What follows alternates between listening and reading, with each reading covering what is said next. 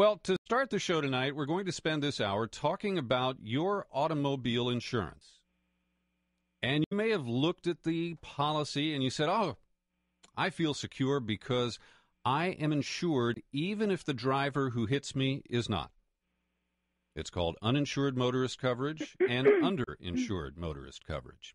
And in a moment, we'll be joined by the president of the Consumer Attorneys of California, John Montevideo. But first, we're going to get a first-person account of how this works from Melanie, who lives in the Sacramento area. Melanie, thanks for joining us on KGO tonight. Hi, thank you for having me. Well, it was just over a year ago, on April 5th, you were sitting in your Honda Accord at an intersection, and a young man, a teenager, rear-ended you, and he was driving a big Dodge Ram pickup truck. Now, that is not a good match, and you wound up pretty seriously injured. What kind of injuries occurred? I ended up with 2 herniated discs in my neck. Mm-hmm. And how does that present? Did your neck bulge out? Did you have uncontrollable pain? Yes, severe pain. No visible bulging or any visible damage. Just internally, it was pretty messed up, and the pain is constant. Doesn't respond to Aleve or other over-the-counter medications, I take it?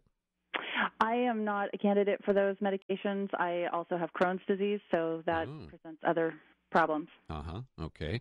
And so you've been through a series of medical visits and medical procedures to try to deal with the pain and with the herniated discs. And this has run up quite a medical bill for you. About how much do you think this accident has cost you so far? Gosh, at this point, the bills are over $25,000 in acupuncture, chiropractic, MRIs, X-rays, and steroid injections. Mm-hmm.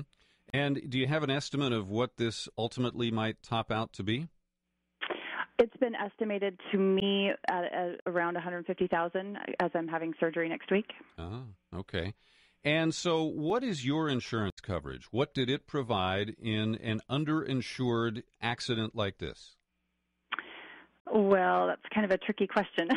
Well, but tell me what your policy says. What does it read on the face? $100,000. $100,000. All right. Yeah. And the young man who hit you, his underinsured policy, what was that worth? $25,000. Okay. So on the face of it, you're only out $25,000 because with your surgery and all the other aspects of this, it might cost a total of $150,000. So you've got $100,000 on your policy. He's got $25,000 on his. That's pretty close, isn't it? Well, yeah. So the math is it still leaves me underinsured, but it's pretty close. But you learned the ugly reality of how math works in the California insurance industry, but only a couple of months ago when you're nearly a year into this episode. That's right. So what did they tell you? How did they break the news to you, and how did they explain how this works? Well, like you said, I was just about a year into treatment and realized I needed to have surgery.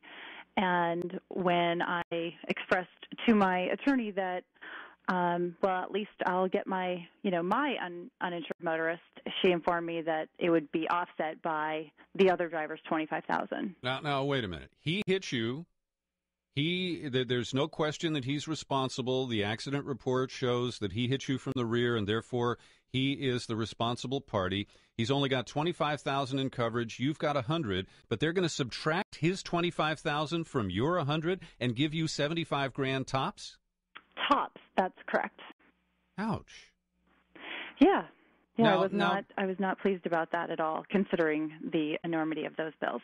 Now, before we bring in a skilled attorney here to get some commentary, isn't this just on the face of it outrageous? And doesn't it seem fraudulent that your policy said you had $100,000, and because the other driver has $25,000, they're going to subtract $25,000 from your coverage?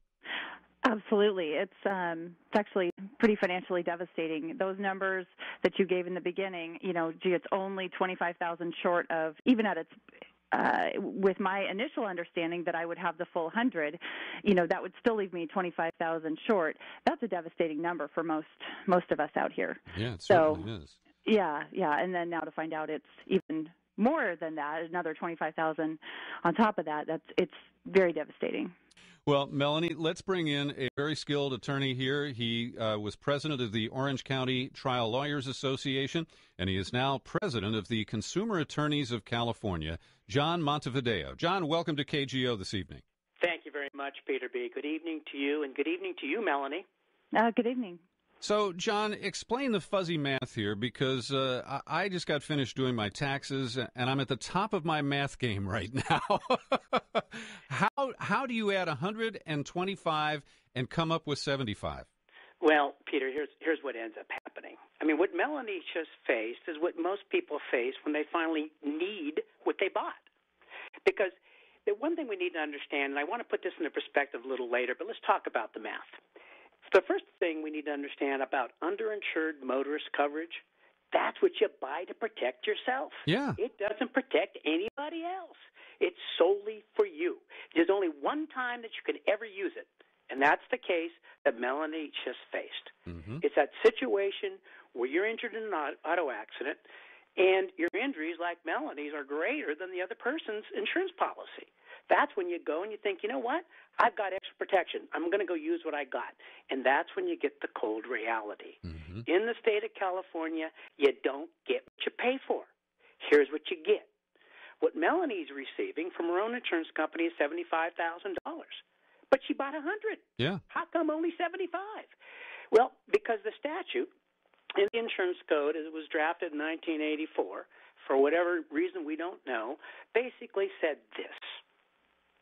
Two things: the definition of what we're going to call an underinsured motor vehicle, but more importantly, that even if whatever you buy, you deduct what you collect first, and your insurance company only pays the difference. In Melanie's case, Nationwide sold her an underinsured motorist policy for $100,000. The other side had $25,000. So Nationwide said to her, "Look, Melanie, you already got $25,000. We're going to subtract the $25,000 and pay you an additional $75,000. We're not going to give you the full $100,000 that you bought." Now, John, tell us a little bit about AB 1063, and will it prevent this kind of crediting of the uninsured motorist coverage against my uninsured motorist coverage?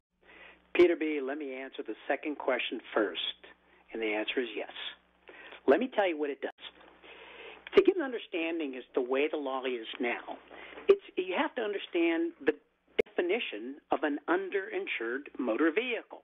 So when you buy your coverage, your policy says an underinsured motor vehicle is a car that causes an accident and hurts you and has liability limits less than your underinsured motorist limits.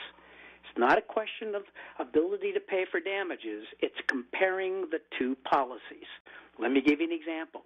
If the other person causes an accident and you're hurt and your damages are $100,000 and you have a $15,000 UM policy, which includes your UIM, you know how much you get? $15,000, because that other car isn't an underinsured motorist. You got to have more.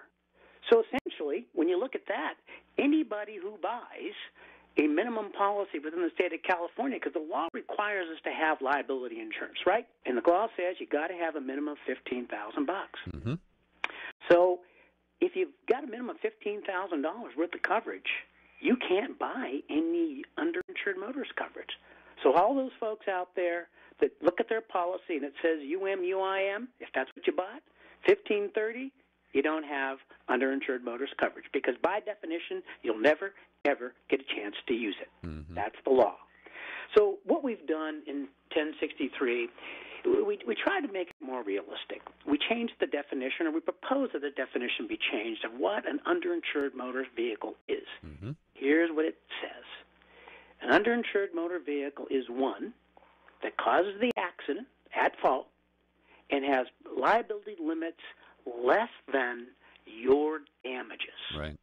So we're comparing injuries to limits, not limits to limits. Good. And that is essentially how it changes the law.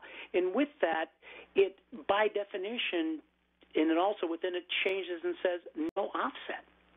So you can't take a credit for what the other guy has If your insurance company sold you 100, as in Melanie's case earlier, they have to pay you the 100. Just fair is fair. John, you mentioned that even though we have Democrats controlling both houses of the legislature, there is some resistance. That suggests that the insurance industry uses campaign contributions and its lobbying efforts to get people to avoid taking a position or supporting your bill. What do you think it's going to take in terms of public support to get this AB 1063 passed? Peter B., I think what the public needs to do is to understand that this absolutely protects them and that it doesn't, and the insurance company is not out for their interest. That I can absolutely tell you. They need to talk to their people, their assembly person, their senators.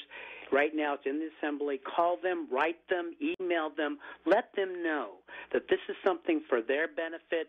Let them know that they need to tell their assembly person, their representative, how important it is to them that it passes. We need public support because that's really what this is all about. And believe me, they'll listen.